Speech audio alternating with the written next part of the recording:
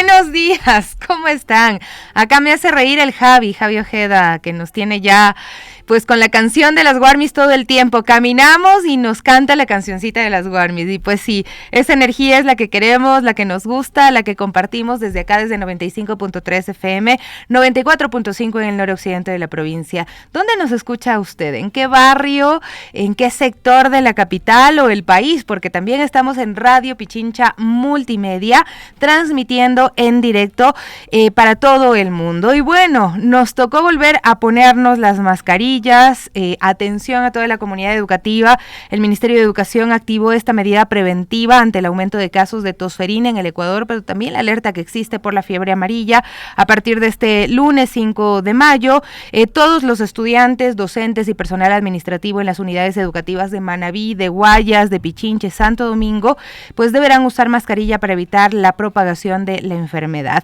Aunque el inicio de clases coincide con esta medida, en la sierra la decisión llega cuando ya estamos en el tercer trimestre pues de este año lectivo. Según datos del Ministerio de Salud, son más de 250 casos a nivel nacional. ¿Qué más está haciendo? Bueno, la tosferina es una enfermedad respiratoria considerada grave, muy contagiosa y que se transmite principalmente por el contacto directo con las secreciones de personas infectadas. La buena noticia es que se puede prevenir con la vacuna, especialmente en los más vulnerables como los niños y niñas pequeños y pequeñas. Además, el Ministerio de Educación está trabajando junto con el Ministerio de Salud Pública para realizar jornadas de vacunación, especialmente en la Amazonía, en zonas fronterizas, aprovechando las instalaciones de las escuelas para facilitar el acceso. ¿Cómo funciona la vacunación en las escuelas? Bueno, las instituciones educativas deberán pedir el consentimiento de los padres, de las madres, de los tutores, tutoras o representantes para vacunar a los estudiantes. Si algún familiar no está de acuerdo con la vacunación, deberá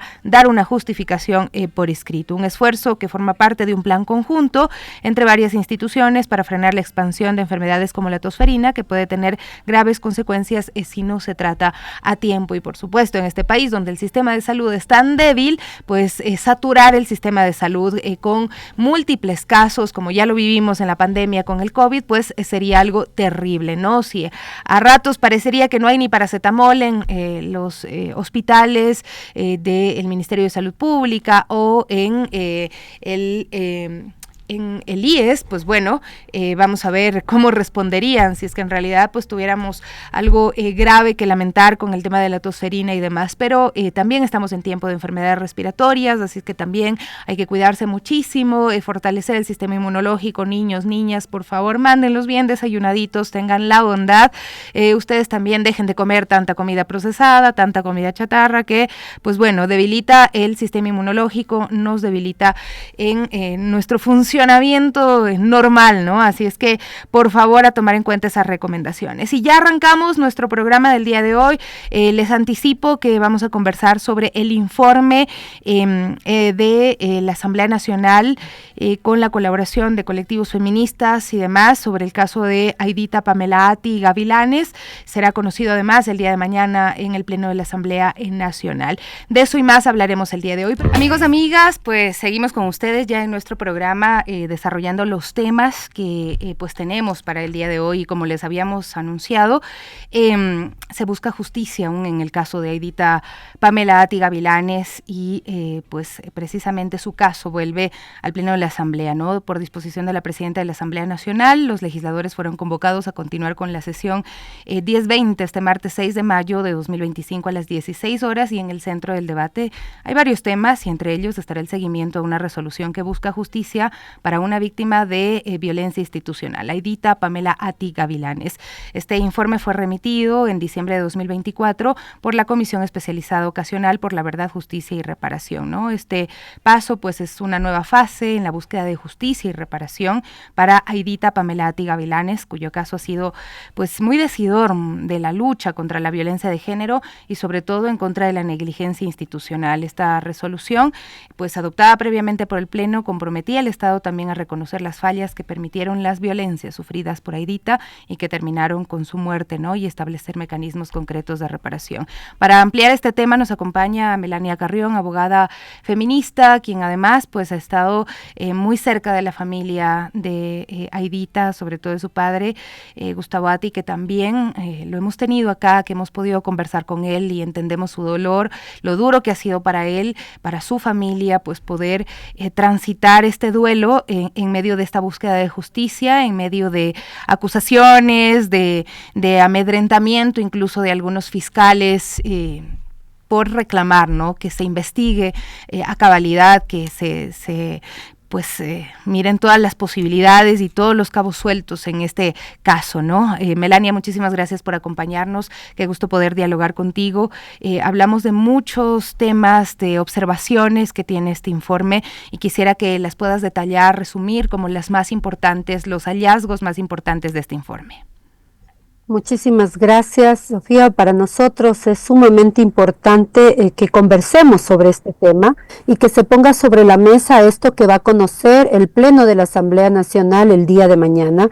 Se va a debatir este informe de la Comisión Especializada Ocasional, que si bien es cierto tenía dos aristas, es decir, tenía que investigar el caso de Aidita Ati, pero también tenía que elevar un informe sobre la situación de los femicidios, los problemas que se enfrentan en la Administración de Justicia con las medidas de protección y demás. Sin embargo, la comisión, debido al poco tiempo que tenía, se circunscribió en su investigación al caso Aidita Ati. Y esto es importante porque refleja el compromiso que tuvo la comisión también para avanzar en profundizar este hecho. ¿Qué es lo que dice la comisión en el informe? Un poco lo que ya ha mencionado usted, Sofía, que tiene que ver precisamente con esta cadena de incumplimientos, esta cadena de negligencias, esta violencia institucional que además se ve reflejada no solamente en todos los hechos que dieron lugar a la muerte de Aidita, sino también durante la investigación y lo que ha sido luego la búsqueda de justicia por parte de su familia. El informe retrata de manera muy clara cuáles son esta cadena de incumplimientos y de alguna manera refleja también este pacto de impunidad que ha caracterizado no solamente a las Fuerzas Armadas, sino muchas instituciones en el Ecuador. Y esta deuda histórica que se tiene con las mujeres, con la verdad, con la justicia, con la reparación, pero también con la no repetición. El informe hace un análisis de todo lo que debieron haber cumplido las instituciones, como por ejemplo, para prevenir este hecho, las Fuerzas Armadas, así que lo primero que determina es negligencia, evidentemente, en cuanto a la debida diligencia que debía tener las Fuerzas Armadas para evitar que esto se dé. Hoy por hoy no tenemos certeza de qué fue lo que sucedió con Aidita Ati, porque el sistema judicial le negó la verdad a su familia, no se agotaron las líneas de investigación, pero sí se puede determinar esa responsabilidad estatal, y eso es lo que hace el informe, a partir de que se violaron protocolos internos, se violó la ley de personal y disciplina de las Fuerzas Armadas, por ejemplo, respecto a la prohibición de consumo de alcohol en los recintos militares, que impusieron una situación de vulnerabilidad que le llevó a la muerte a Aidita Ati. Independientemente de otros hallazgos que se puedan determinar o que pudieron haberse determinado en la vía penal, este informe retrata precisamente todas esas cadenas de negligencias que empiezan porque se permite consumo de alcohol en un recinto militar, algo que está prohibido. Segundo, porque no hay la supervisión adecuada. Tercero, porque los mandos institucionales no actuaron oportunamente, no se generaron las alertas, los informes, los reportes de que había algo que estaba por fuera de lo permitido en un recinto militar, no se hicieron las rondas, las guardias necesarias, no se documentó, no hubo un informe y no hay información oficial de todo lo que sucedió. Estando ahí el comandante de la brigada hasta las 23 horas aproximadamente de ese día, uno determina de que no tiene ninguna alerta de lo que aparentemente estaba sucediendo sin autorización, porque eso es lo que se ha dicho, pero no se puede saber saber a ciencia cierta porque no hay información oficial, es decir, hay un velo de impunidad institucional, y esto queremos ser claras, no es que estamos cuestionando a las Fuerzas Armadas, y el informe no cuestiona a las Fuerzas Armadas como institución, el informe retrata aquello que no se ha hecho bien dentro de las Fuerzas Armadas, y lo que busca precisamente, y nosotros creemos que es importante, es mejorar los procedimientos, clarificar qué es lo que no debe hacerse. Así que, primero, toda una falla para prevenir lo que sucedió. Segundo, una vez que se determina que Edith Atti ciertamente estuvo en un espacio en donde hubo consumo de alcohol, no hubo un acompañamiento médico, por ejemplo, si es que es verdad que la llevaron a su habitación con ingesta de alcohol, no hubo ni siquiera una alerta, ni acompañamiento médico, ni monitoreo para ver qué pasaba con ella y si estaba bien. Luego de ello viene todo el proceso de investigación. En cuanto a investigación, las responsabilidades que determina el informe de la comisión es de que no se hizo una adecuada investigación. Hay informes contradictorios, como ya sabemos, es decir, causas de muertes. Un informe nos dice que hubo politraumatismos, otro informe nos dice que fue una causa más bien natural, producto de la ingesta de alcohol. Pero lo que no se dice es de que hubo líneas de investigación que no se exploraron, y eso es lo que retrata también el informe. Esto es importante, Melania, perdón, te detengo ahí, porque primero hay que pensar en todo el daño que le hicieron a la familia de Edith Atti, ¿no? Emitiendo comunicados apresurados en su momento, luego con esta autopsia que revelaba pues estos politraumatismos, un presunto abuso sexual, y luego que se dijera que estuvo mal hecho el informe, ¿no? Son una serie de hechos que realmente revictimizan a la familia, y lo hemos visto en el rostro del señor Gustavo Atti, quien ha dado la cara, pero sabemos que también la madre de Edith y toda su familia pues han pasado momentos terroríficos, momentos muy dolorosos, porque además se han enfrentado a la violencia institucional, ¿no? En el momento de ir a reclamar, yo recuerdo uno de los plantones con la familia de Aidita, con Gustavo Atti, con su padre, estaba también Elizabeth Otavalo, madre de María Belén Bernal. La respuesta de la escuela militar fue sacar al menos 30, 40 militares armados de pies a cabeza, cuando afuera estaban padres exigiendo por las vidas de sus hijas, ¿no? Entonces, ahí también es importante decir a quiénes correspondería haber actuado, ¿no? Y qué protocolos fallaron y por qué, sobre todo. Así es, hay un protocolo en general en las Fuerzas Armadas, hay varios, ¿no? Hay algunos protocolos relacionados con los temas de seguridad. Hay protocolos contra la violencia de género, pero algo que el informe determina precisamente es de que no hay personal, que no está el personal capacitado para poder enfrentar esto, que no hay medidas efectivas en casos, por ejemplo, de que se presenten denuncias. Es decir, es un protocolo que más o menos es un saludo a la bandera. Y otra de las cosas, justo lo que usted señalaba, tiene que ver con este trato deshumanizante, revictimizante que se dio a la familia. Vimos un peregrinar, toda una odisea de la familia de don Gustavo, de doña Rosita, de su mamá, tratando de encontrar respuestas, explicaciones, qué fue lo que sucedió, y se le daba respuestas evasivas. Ciertamente en determinado momento incluso se le recibía, se le decía, sí, estamos haciendo, pero esto fue, digamos, parcial. Y otra cosa que determina el informe es que no se garantizó, por ejemplo, una atención psicológica inclusive para sus familiares independiente, es decir, ofrecerle atención psicológica con las mismas personas después de un momento traumático que están enfrentando su familia. Eso es revictimizante. Si a eso le sumamos la narrativa que se pretendió orquestar, y esto es importantísimo, Sofía, porque esto es parte de un patrón. Nosotros hemos identificado que hay un patrón y ciertamente el informe también reconoce que hay un patrón de actuación en estas instituciones cuando suceden estas cosas, y este patrón pasa primero por la negación. Entonces se niega lo ocurrido. Segundo, pasa por el encubrimiento de ciertos niveles, ciertos mandos jerárquicos, y todo queda cerrado, hermético, no se transparenta qué es lo que está sucediendo. Y por supuesto también hay estos elementos de tratar de denostar y de denigrar a las víctimas, y eso fue lo que vimos en este caso. Entonces, de pronto la narrativa ya no era vamos a tratar de investigar a fondo qué es lo que sucedió, sino que lo que tenemos es una persona que murió producto de un exceso de ingesta alcohólica, es decir, la culpa es de la víctima. Eso se pretendió posicionar y esto fue muy duro, y nosotros acompañamos a don Gustavo en esos momentos en los que se pretendía también culpabilizar y revictimizarle a él, a su familia, incluso afectando la honra de su hija. Esto es intolerable y eso es lo que se identifica en el informe. Entonces, esto es importantísimo porque nosotros esperamos que a partir de la aprobación de un informe que pone en evidencia esa violencia estructural, estos patrones, también las gloriosas Fuerzas Armadas puedan mejorar sus prácticas y puedan evitar que esto pase. Sofía, aquí hay un tema importantísimo. Si se hubiera actuado debidamente cuando el 20 de abril del año 2021 se entregó también muerta a la familia, a María José Morillo, una subteniente de inteligencia militar, en el mismo fuerte militar de Selva número 19, Napo, si se hubieran actuado con protocolos adecuados, si se hubiera investigado, si no se hubiese encubierto, si se hubiese transparentado, si se hubiera reparado y si se hubiese establecido mecanismos y herramientas, garantías de no repetición, posiblemente Aidita Ati estuviera con nosotros. Ese es el problema, que cuando empezamos a generar una práctica naturalizada de encubrimiento, de silencio estatal, los casos se repiten. Y vemos que en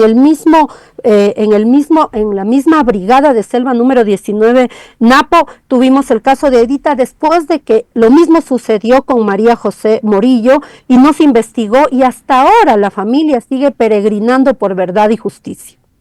Y también ha ocurrido en otros lugares, ¿no? Acá reseñamos una investigación de una periodista que trabajó acá en este medio de Viviana Erazo, y ella pues investigó casos en la provincia de La Suay, por ejemplo, donde se denunciaba abuso sexual que tenía que ver con personal que estaba precisamente en funciones, es decir, ahí un tema en el cual pues los responsables de estas brigadas en Azuay, pues simplemente decidieron cerrar oídos y al final las víctimas tuvieron que salir de la institución, están vivas, pero con una serie de traumas pues realmente muy, muy dolorosos, ¿no? Por eso aquí hay que decir, Melania, que la reparación debe tener también responsabilidades institucionales, y aquí es importante que se tomen acciones, más allá de los cursos que se sabe que seguramente los dieron después de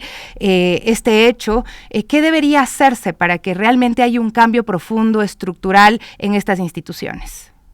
Eso es muy importante porque el informe no solamente establece esta responsabilidad estatal, no es que solamente determina esta serie de negligencias para la prevención, la investigación, la sanción, la reparación y la no repetición, sino que además tiene un cúmulo de aproximadamente 2 docenas de recomendaciones, 2 docenas de recomendaciones importantísimas para la institucionalidad y para que esto no se repita.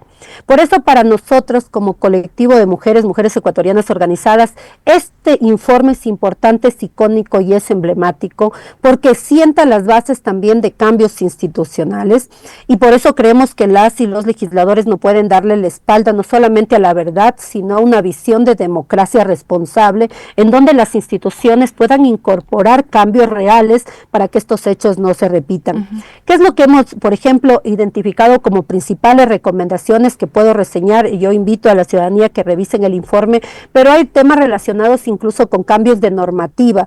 La propia Asamblea ha identificado que es necesario, por ejemplo, mejorar los mecanismos para sancionar las responsabilidades administrativas a través de reformas al Código Orgánico Administrativo, a través de reformas a la Ley de Personal y Disciplina de Fuerzas Armadas, el contar con una instancia, por ejemplo, autónoma, independiente, que pueda garantizar y monitorear que se apliquen los protocolos con enfoque de género, es otra de las recomendaciones importantes. Creemos que es fundamental que se fortalezca además a los servidores judiciales, a los servidores administrativos. Otra de las cosas que, por ejemplo, es fundamental es que se incorpore una práctica para respetar los estándares y internacionales de derechos humanos y para investigar, por ejemplo, muertes potencialmente ilícitas. El protocolo de Minnesota, la recomendación 35 y 30 del Comité de la CEDAW, es decir, hay muchas recomendaciones que tienen que ver con el fortalecimiento institucional, inclusive con la potestad que puede ejercer la Asamblea Nacional también para monitorear, para vigilar. Hay unas recomendaciones que pasan, por ejemplo, hay otra comisión, la Comisión de Garantías Constitucionales de la Asamblea Nacional, que se recomienda que haga la investigación más profunda sobre los casos de femicidios en el Ecuador, porque sabemos que este problema de impunidad, de falta de respuesta, de falta de verdad, pasa no solamente por casos puntuales en las instituciones como las Fuerzas Armadas o la Policía Nacional, sino también por serias deficiencias en la administración de justicia, herramientas para la investigación, por ejemplo, con enfoque de género, que aunque tengamos un protocolo, no se cumplen porque no hay personal especializado para realizar pericias con enfoque de género. Entonces hay unas recomendaciones, varias recomendaciones con este propósito, para que haya también un observatorio donde podamos tener índices, cifras de todas las situaciones de femicidio. Hoy por hoy, si no fuese gracias a la sociedad civil, ni siquiera tuviésemos información clara, si no fuese por la Fundación Aldea, de cuántos femicidios se dan en el Ecuador. Así es. Entonces hay varias recomendaciones muy importantes que creemos son una oportunidad para este pago de la deuda histórica que tienen no solamente las instituciones, sino también la política e instancias como la función legislativa con nosotras las mujeres. Y pues el informe termina concluyendo que hay una responsabilidad por acción y omisión, pero la justicia, como usted decía, Melania, prácticamente se le ha sido negada desde ese plano, desde la justicia acá en el Ecuador. ¿Cuáles son las vías para la reparación individual, para la reparación integral a la familia de Aidita Atti? Se ha recomendado en el informe, por ejemplo, reparación simbólica, porque hasta el día de hoy ni siquiera ha existido un pronunciamiento, unas disculpas, un mea culpa institucional que reconozca lo que sucedió y que establezca además rutas para que esto no se repita. Entonces, un tipo de reparación simbólica como parte de esta reparación integral consta dentro de las recomendaciones del informe. Por ejemplo, que puede existir algún programa específico en nombre de la subteniente Aidita Atti, que dan cuenta precisamente de estos hechos y que nunca vamos, y eso lo sabemos, no se va a resarcir, no se va a recuperar de ninguna manera el impacto psicológico que ha tenido en la familia la muerte de Aidita y la forma en la cual se ha dado este proceso de investigación con tanta falta de transparencia, pero al menos se va a poder reivindicar para que quede como ejemplo de lo que no debe suceder en las instituciones.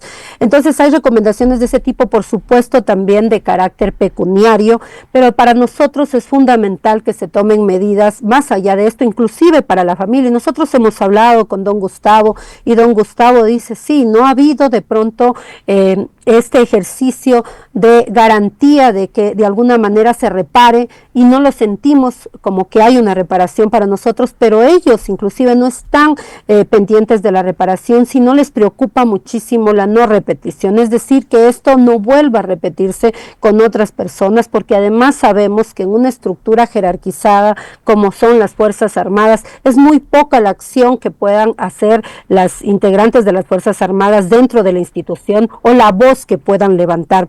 Así que por esa razón también este informe es emblemático, porque permite dar voz a muchas mujeres que están pasando situaciones complejas dentro de la institucionalidad armada y que no tienen respuesta. Pensemos solamente en el caso de María José Morillo. Hemos hablado con su mamá, hemos hablado también con sus familiares. ¿Y qué es lo que podemos ver? Que en un momento determinado dentro de la misma institución armada ella sufrió, por ejemplo, acoso y fue víctima de acoso y sin embargo no se tomaron medidas adecuadas. Eso es lo que demandamos. La Ley de Personal y Disciplina de Fuerzas Armadas, que fue aprobada recientemente, incorporó un enfoque de género y estableció como mandato que en todos los protocolos se garantice, se transversalice el enfoque de género y que de alguna manera se asegure procesos adecuados para evitar revictimización, para garantizar la denuncia, por ejemplo, de las mujeres que son víctimas de acoso dentro dentro de la institución armada, pero estos códigos también están tan naturalizados que inclusive para las mismas mujeres a veces es difícil verlo dentro de la institución. Y más aún por eso en es tan importante. Como los de hoy, donde estos discursos de violencia, de la fuerza sobre todo, de imponerse al otro, sin considerar absolutamente nada, están tan naturalizados, ¿no? Finalmente, Melania, solamente algo cortito para despedirnos como organizaciones sociales, medios de comunicación, ciudadanía, ¿cómo podemos contribuir también a mantener viva la memoria de Aidita y vigilar que el Estado cumpla con sus obligaciones? Lo primero es que nosotros recordemos a la Asamblea Nacional que tienen un deber histórico y que tienen la oportunidad de dar un giro a ese curso de la historia para que estos hechos no se repitan.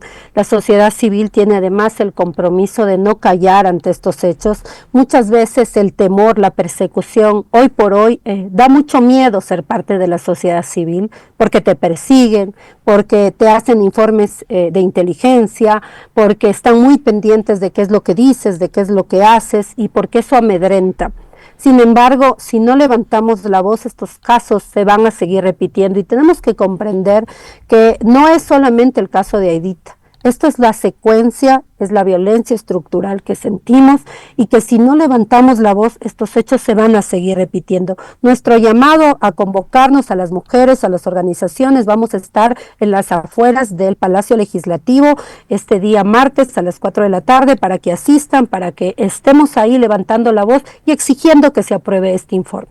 Muchísimas gracias, querida Melania. Gracias por acompañarnos el día de hoy. Pues esperamos tener mañana también a don Gustavo con nosotros y poder dialogar precisamente sobre sus expectativas en torno a este informe. Un abrazo fuerte y gracias por seguir esa lucha, por todas, todos, todes, porque en realidad esta sociedad necesita ser pacificada y necesita que miremos y nos miremos en el otro, en la otra. Vamos a hacer una brevísima pausa, volvemos enseguida con más de Las Guardias. La Gaby ya está aquí. ¿Cómo estás, mi Gaby? Muy buenos días. Estamos de negro. Así es. El día de hoy. En el lunes, pero bueno, no tiene nada que ver con eso. Así que buenos días, amigos y amigas de Las Guarmis. Y estamos aquí junto a ustedes siempre llevándoles más información. Así es, como no, de regreso del feriado también y con muchas cosas que contarles.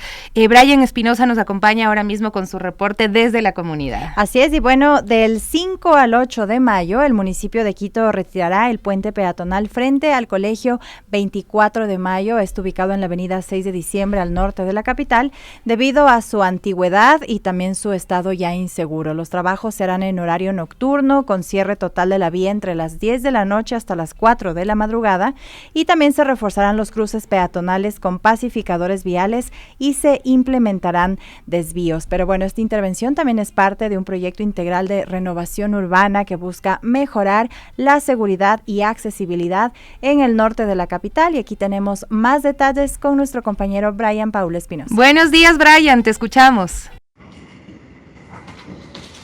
¿Qué tal, Sofi? Amigos, amigas de Las Guarmis de Radio Pichincha, muy buenos días. Nos enlazamos a esta hora desde la avenida 6 de diciembre en el puente peatonal a la altura del colegio 24 de mayo al norte de la capital, y es que como parte de los trabajos que está realizando el municipio de Quito, obras públicas de un sendero seguro en todo este sector, se va a retirar este puente peatonal ya en desuso, que la ciudadanía no ocupa por más de 30 años. Estuvo este puente precisamente, y para esto vamos a conocer más detalles y vamos a dialogar con el gerente de Obras Públicas del municipio de Quito, Patricio Calle, quien nos tiene más detalles. Gerente, bienvenido a los micrófonos de Radio Pichincha. Cuéntenos un poco a detalle lo que serán estos trabajos. Muy buenos días, un saludo cordial a toda la ciudadanía.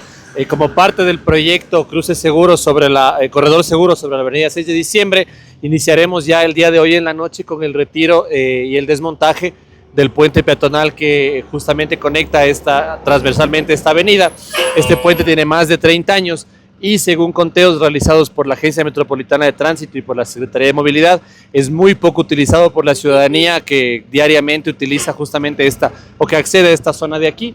Por eso se va a proceder al desmontaje los días lunes, martes, miércoles y jueves, desde las 10 de la noche hasta las 4 de la mañana. Gerente, si me acompaña a hacer un recorrido brevemente por el puente, claro, ¿no? Además que las gradas son muy altas, complica también para las personas, por ejemplo, con discapacidades. Por esto, una de las razones también por las que se ha procedido y se procederá con el retiro de este puente. Gerente, ¿cómo serán los trabajos, en qué horario y cuánto tiempo tomará retirar esta estructura?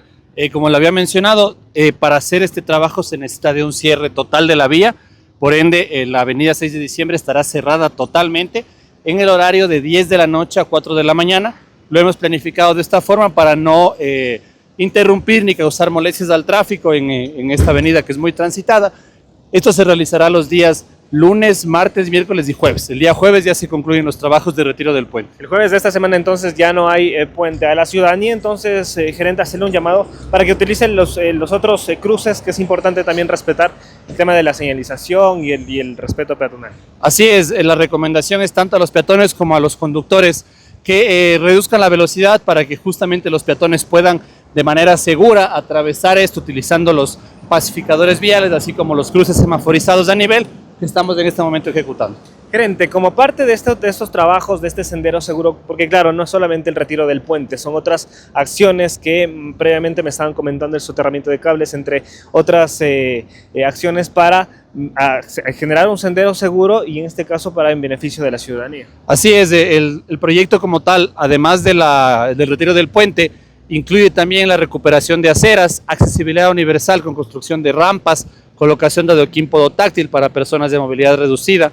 También aprovechamos y se hizo la construcción de la infraestructura de soterramiento para redes de telecomunicaciones. Una vez que concluyamos el proyecto, ustedes ya podrán ver que todos los cables pasarán ya a ya no estar, digamos, al aire, sino estarán en la infraestructura soterrada.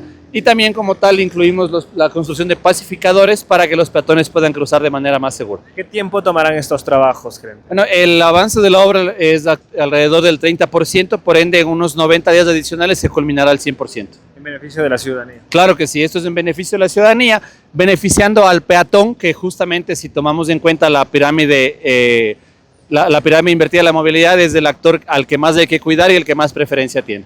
Muchísimas gracias, gerente Patricio Calle. Pues nosotros vamos a acabar de recorrer este puente que a este día jueves de esta semana estará ya retirado. Se lo implementó hace más de 30 años y es parte de los trabajos que realiza el municipio de Quito, la Secretaría de Obras Públicas para mejorar un sendero seguro y obviamente el paso peatonal de los ciudadanos, incluso con agua acumulada. Acá, como podemos observar, es difícil que la ciudadanía pase por este sector. Y acá también un riesgo que me acabo de dar cuenta, buenos días, vecino, un riesgo que me acabo de dar cuenta son los cables de alta tensión que quedan a mi altura prácticamente, ¿no? Cerca de 1,60 m, Sofi. Es muy peligroso también cruzar y tener en cuenta esto, que también será estos cables soterrados para mejorar el tránsito peatonal, incluso la visibilidad en el tema urbano. Eso es lo que yo les puedo informar al momento. Continúan los trabajos entonces del desmontaje de este puente peatonal sobre la avenida 6 de diciembre a la altura del Colegio 24 de Mayo. Los trabajos se realizarán desde las 10 de la noche y habrá un cierre total de la avenida 6 de diciembre en ambos sentidos, tanto sur-norte como norte-sur, para que la ciudadanía tenga en cuenta. Y nosotros a lo largo de la semana y en el transcurso de los días también les estaremos informando el avance precisamente de los trabajos de este espacio seguro, sendero seguro aquí en la avenida 6 de diciembre. Con esta información, Sofía, amigos y amigas de las Guarmis, regreso con ustedes. Muy buenos días. Gracias, Brian. Bueno, ahí estaba haciendo ese trayecto que realmente es difícil, sobre todo para quienes tienen movilidad reducida, ¿no? Entonces, por favor, a la gente que pare, a quienes conducen vehículos, paren cuando vean peatones, sobre todo en los cruces cebra, que es súper importante. Yo soy de buen ánimo siempre, soy relajada. El único momento en el cual me pongo así muy enojada, muy molesta es en los pasos cebra. Sí, sí, es verdad. Porque no paran. Entonces yo a veces sí, no es que me lanzo, pero trato de imponer un poco el derecho del peatón, que debe ser la prioridad. Y bueno, a veces sí me da miedo, ¿no? Porque a veces también camino con mi niña, que es chiquitita y todo. Pero por favor, paren. O sea, realmente es un llamado así desde lo más profundo del corazón.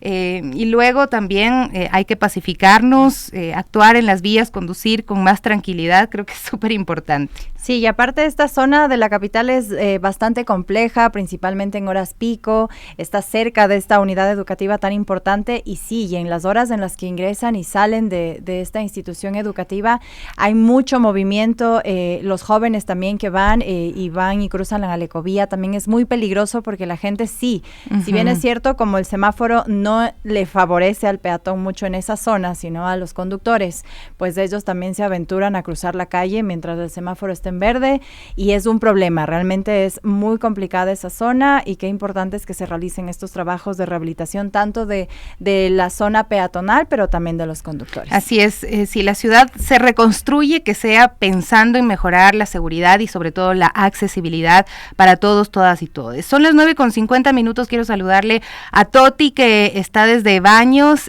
Toti Paredes Álvarez nos dice, Guarmitas, queridas, saludos desde Baños, Tungurahua, buen inicio de semana, un abrazo súper fuerte. Sami Sánchez dice, ay, también soy de Baños, Toti, un saludo. Sami, también un abrazo. Alicia Ovalle que está con nosotros, muy buenos días. Verónica Patricia Tufiño también, Juan García nos saluda, David Omar Zúñiga, gracias a todos quienes están conectados hoy en las Guarmis. Así es, y bueno, queremos también compartir más información con ustedes y es un tema de derechos, ¿no? De derechos laborales y hay que decirlo, ¿no? Ecuador enfrenta su peor nivel de informalidad laboral en 25 años, con 55,5% de trabajadores sin protección de derechos.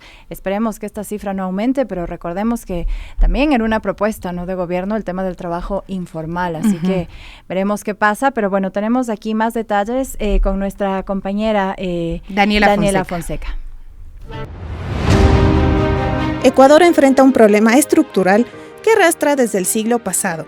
Hoy, más de 4,6 millones de personas trabajan sin contrato, sin seguridad social y sin garantías laborales. Es decir, están en la informalidad, la cifra más alta en los últimos 25 años. Este es un dato que revive los niveles críticos del año 2000, cuando la dolarización marcó un antes y un después en el mercado laboral. Tras la crisis financiera de 1999, muchas empresas respondieron a ese shock económico con la precarización. Contratos flexibles, tercerización y despidos masivos marcaron el inicio del siglo XXI. Mientras tanto, durante el gobierno de Rafael Correa, entre 2007 a 2017, Ecuador logró reducir la informalidad laboral al 40,4%. En ese periodo se eliminaron intermediaciones, se exigió el salario digno y por primera vez las trabajadoras domésticas fueron afiliadas al IES. Además, una consulta popular tipificó como delito no afiliar a los empleados. Y en 2014, el Código Penal endureció las sanciones para empleadores que incumplen la ley. Pero todo cambió en 2020. La pandemia del COVID-19 arrasó con los avances y la ley humanitaria, aprobado por el gobierno de Lenín Moreno, redujo jornadas laborales, eliminó indemnizaciones y dejó a miles fuera del sistema formal. Desde entonces, la informalidad no volvió a bajar del 50% y durante el mandato de Guillermo Lasso, el panorama no mejoró. Y con Daniel Noboa, en medio de una crisis energética y un fuerte recorte al gasto público, la situación empeoró.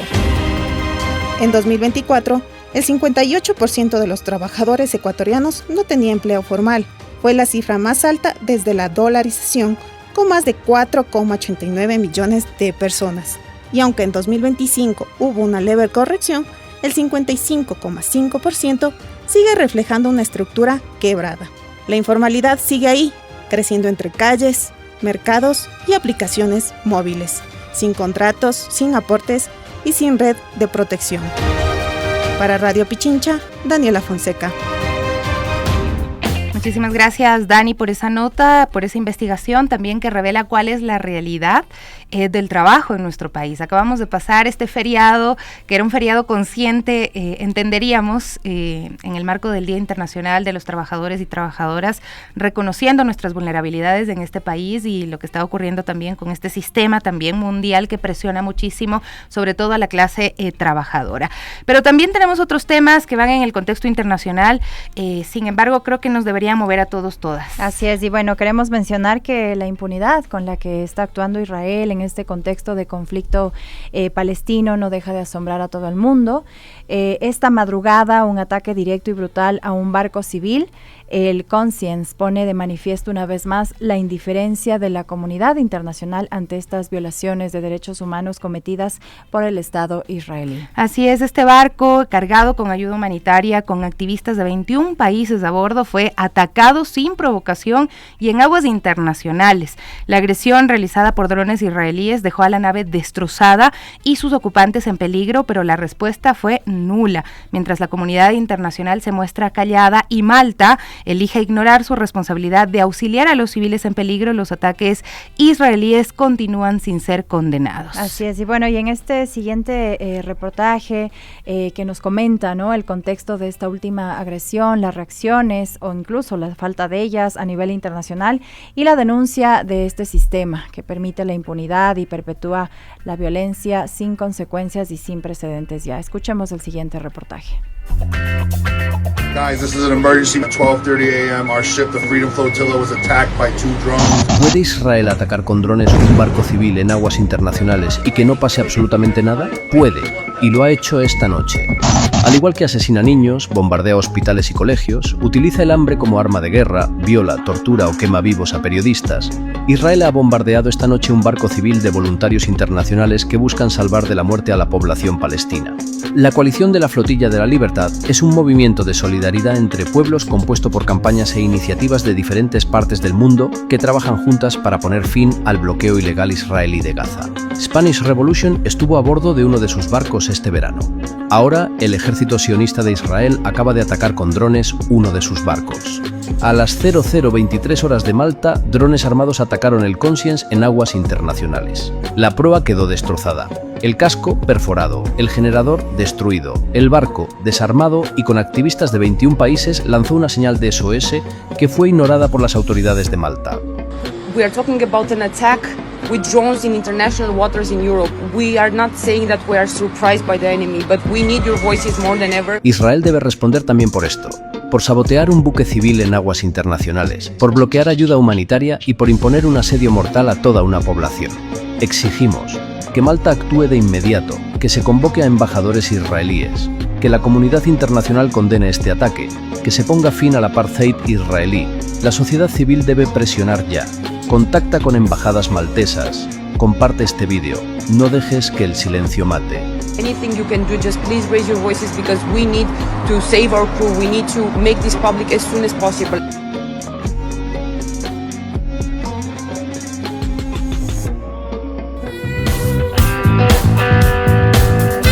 Lo que sigue ocurriendo en Palestina es realmente doloroso y cada vez ocupa menos titulares en medios de comunicación. Este fin de semana, más de 60 asesinados, entre ellos muchísimos niños, la forma en la que mueren los niños, las heridas que les hacen a los niños y niñas de Gaza, es una realidad realmente indescriptible.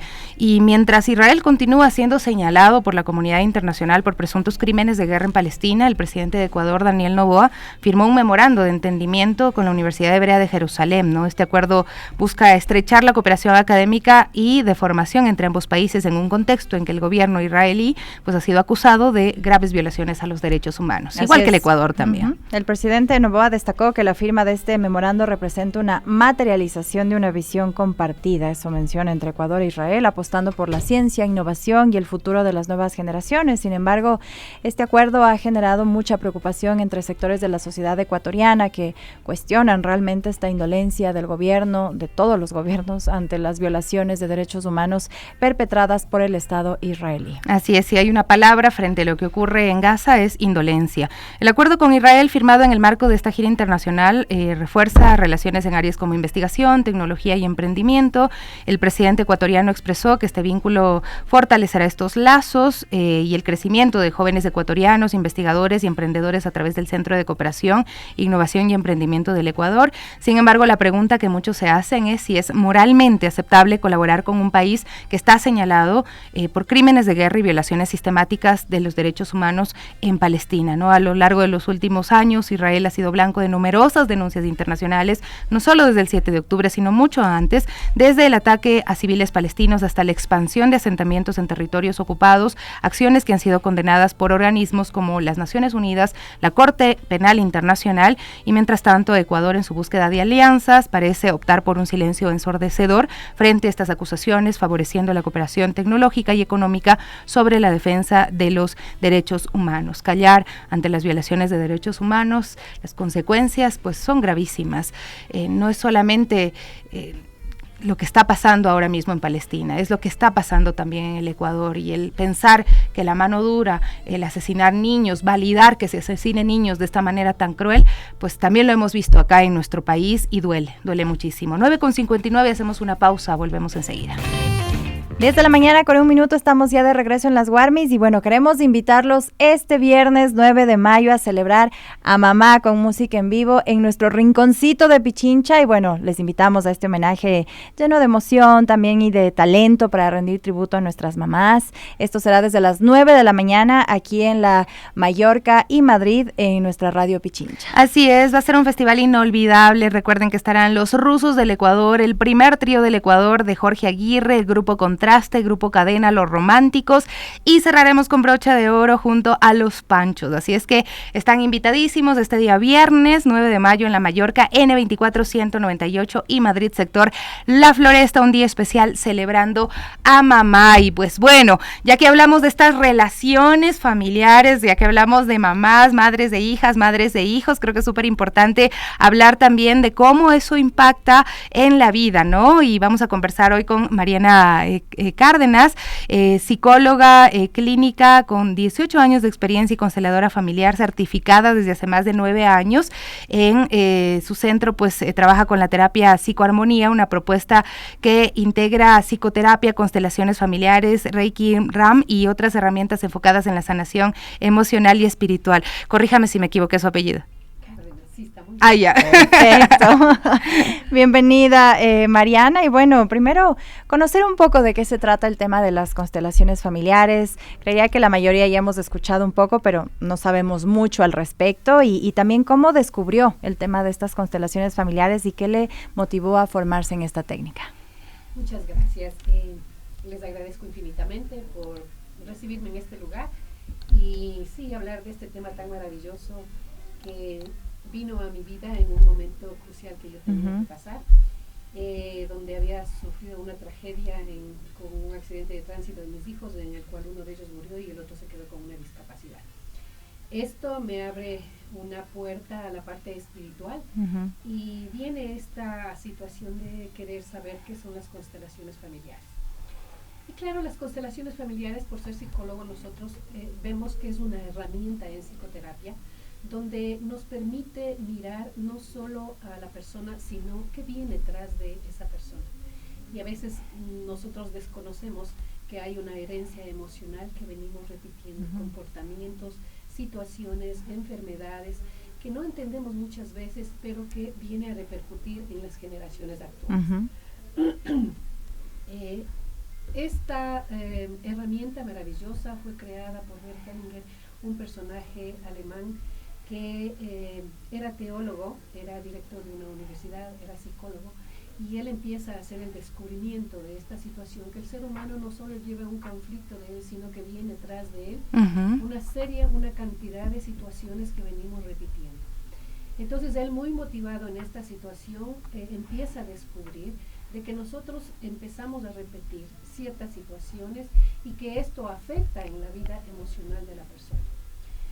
Nosotros en nuestra consulta hacemos psicoterapia y a veces el paciente no logra salir de una situación y es ahí cuando le recomendamos realizar una constelación familiar y nos damos cuenta de que al hacer la constelación familiar es un antes y un después, porque él empieza a concienciar situaciones, comportamientos que he venido yo cargando por las generaciones, de pronto de mi abuela, de mi madre, de mi padre.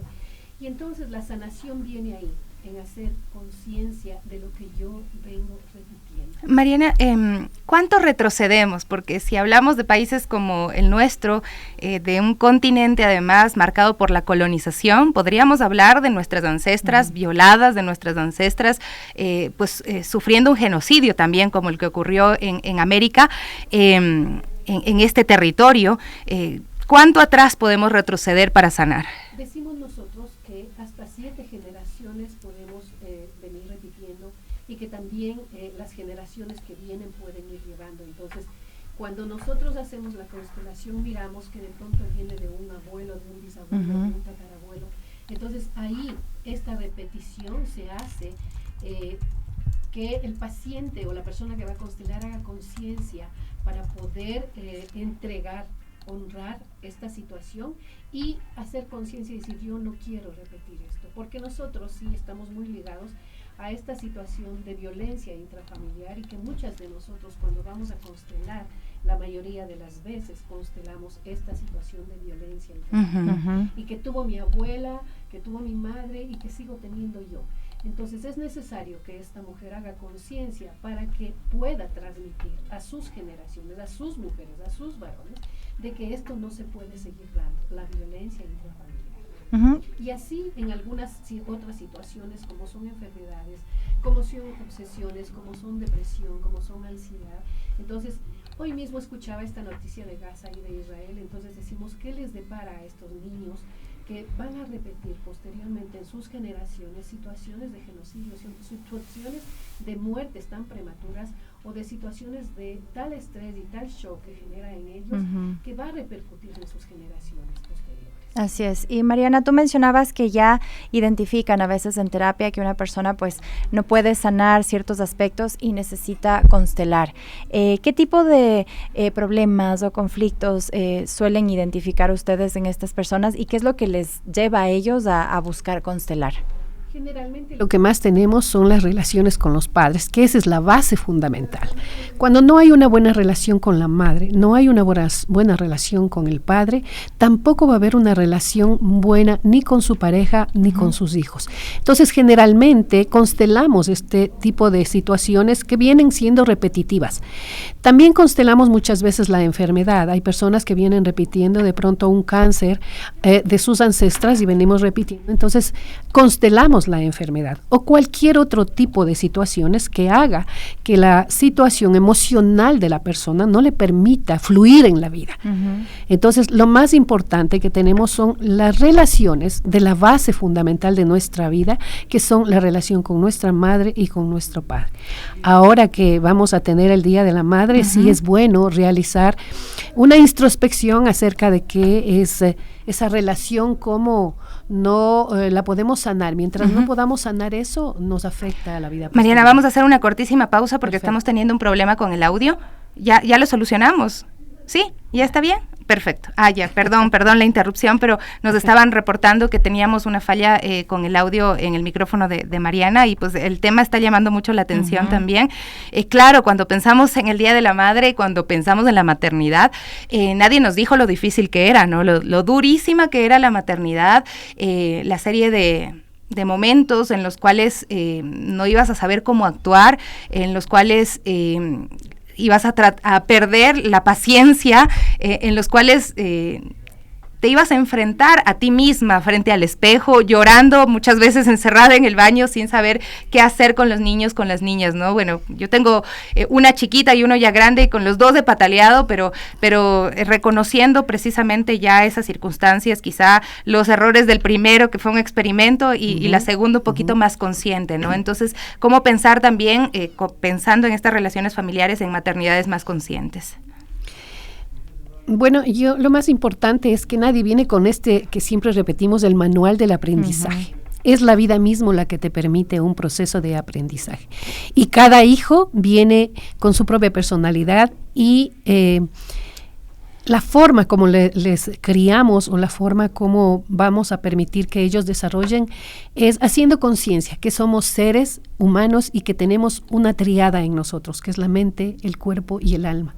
Que muchas veces nos enfocamos solo a su mente y al cuerpo, mientras lo más importante como psicólogos espirituales es el alma de la persona.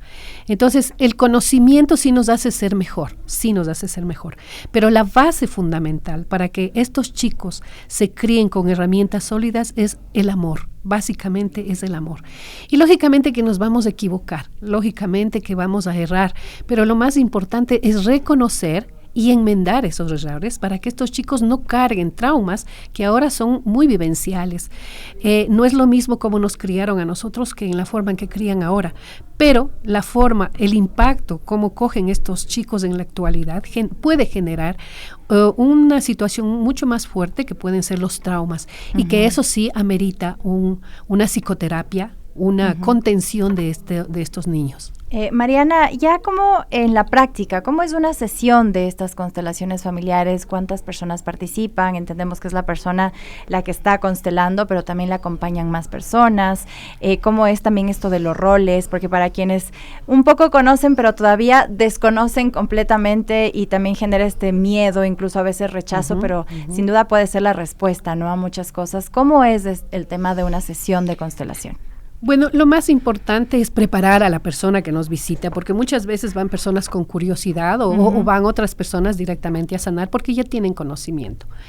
Pero básicamente este es una terapia de grupo prácticamente, donde se considera alrededor de 7 a 10 personas, donde pueden acudir a una sesión y donde se requiere que las personas que van a constelar tengan un tema importante donde van a solicitar ese pedido, como por ejemplo decir concretamente, quiero sanar la relación con mi madre, quiero sanar la relación con mi hijo, o mirar esto de la enfermedad. Cualquier tema puedes llevar. Nosotros básicamente preparamos este ambiente con una meditación espiritual muy profunda, donde hacemos que las personas se conecten, se introyecten, y de esta manera se puede sentir ese flujo energético, donde ya dejamos de ser nosotros y solo viene a participar las almas, que es lo más importante. Se escoge una persona que va a tener el tema de constelar, y ella va a coger en forma simbólica a otra persona que le represente, por ejemplo, a la madre, otra persona que le represente el conflicto. Y entonces ahí cada persona empieza a experimentar en este campo mórfico que es científicamente comprobado, donde las almas empiezan a hablar, y en donde cada persona, en el momento en que se sitúa en el lugar donde uno escoge, empieza a sentir algo diferente. Dejo de ser yo para sentir y ayudar a los otros en lo que esta persona necesita o requiera. Lo más importante de la constelación es que la persona que tiene el tema mire lo que está pasando y de tal manera genere en ella este cambio, porque otra cosa es mirar, ¿no?, lo que está pasando y lo que estas almas me están mostrando. Esto no se requiere de teatro, no se requiere, sino simplemente es un llamado a mi alma, en el sentido del objetivo de esto, que es dar y recibir.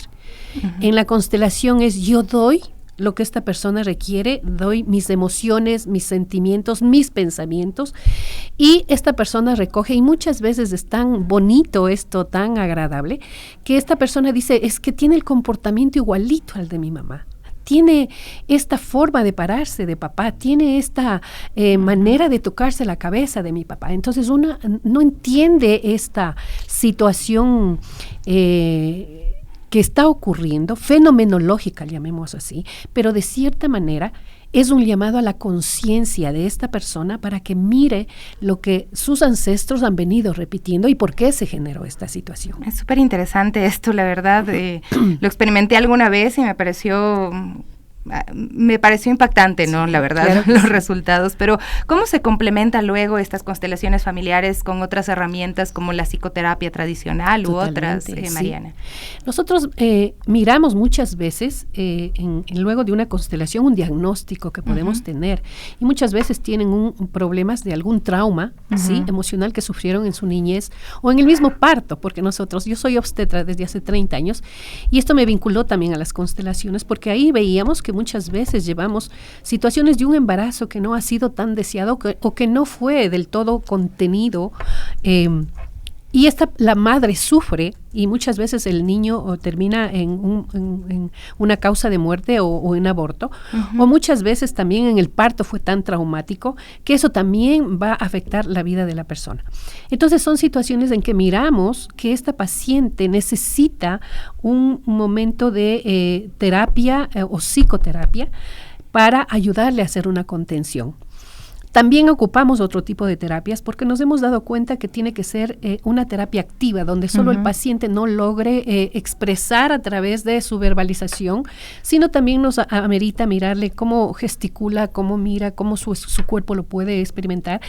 Y también hacemos otro tipo de terapias. En este caso ocupamos mucho el Rekiram, que es una técnica muy amorosa, donde nos permite hacer esa conexión con el mente, cuerpo y alma, y donde nos ayuda a hacer la alineación de los chakras, que son tan importantes para los seres humanos, esta fuente energética que tenemos, y que por alguna situación han tenido que alterarse, y ayudamos a que se pueda dar este tipo de cosas. Ocupamos otro tipo de técnicas, otro tipo de herramientas que ocupamos en la psicología, otras escuelas que nos han enseñado técnicas, y con eso les ayudamos. Y Mariana, ¿qué mensaje le darías a una persona que siente que ahora necesita una constelación, o que está repitiendo estos patrones familiares, que no encuentra una salida tal vez solo en su terapia, pero también tiene un poco de temor de probar nuevas cosas? ¿Qué les dirías? Parte de la salud del ser humano es la salud emocional, y creo que esta es una de las más importantes, porque a veces somatizamos las enfermedades.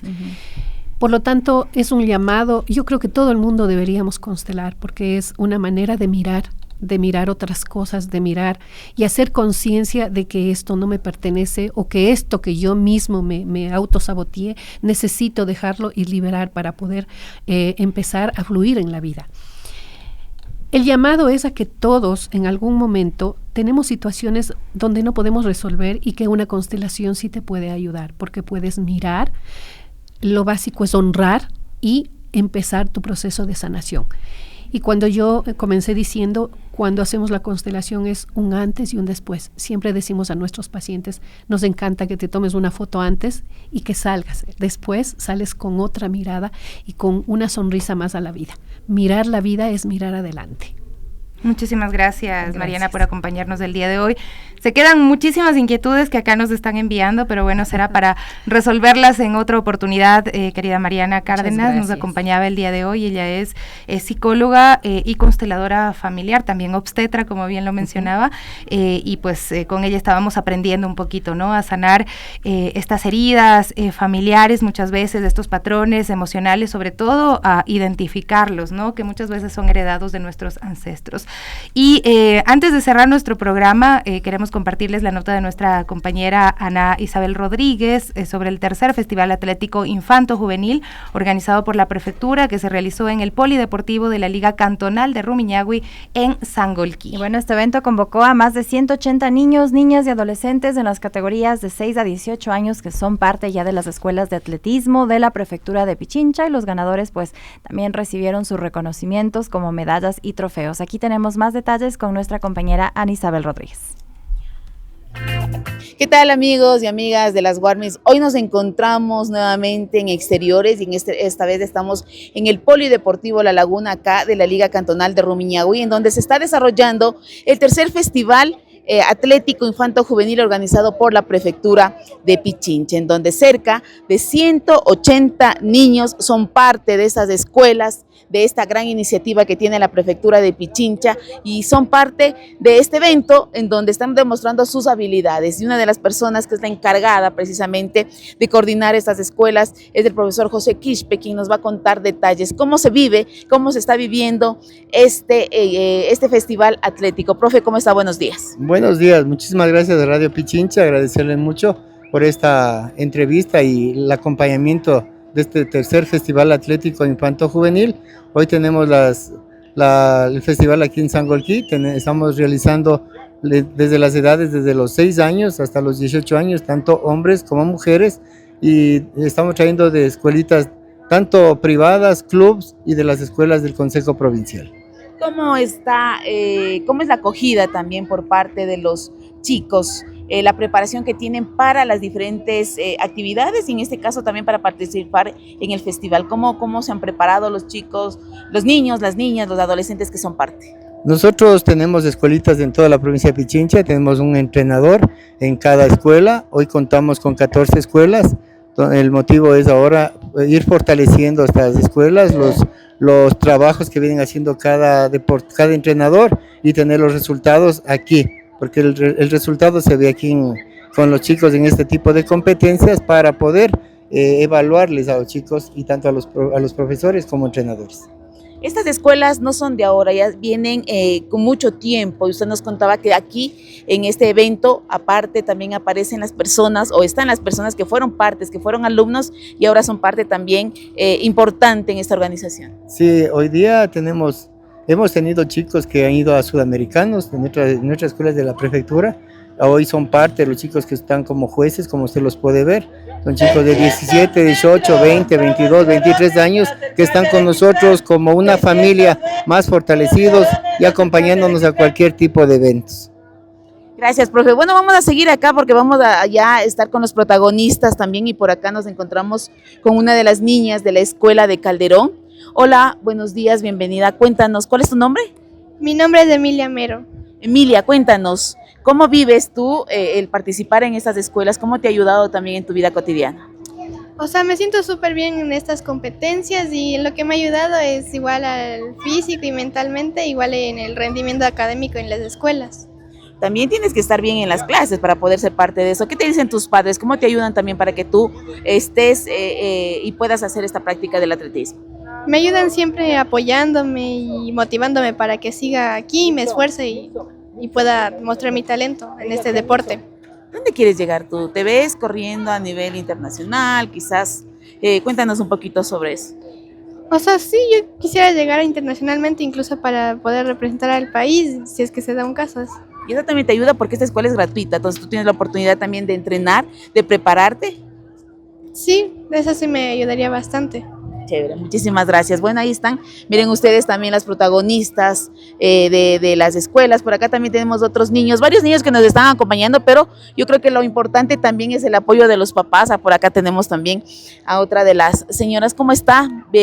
Gracias por compartir con nosotros. Usted tiene aquí a su nieto, que también es parte de las escuelas. Cuéntanos un poquito cómo vive también esta experiencia de tener esas escuelas gratuitas y que permita la formación y el aprendizaje de Ya, bueno, buenos días.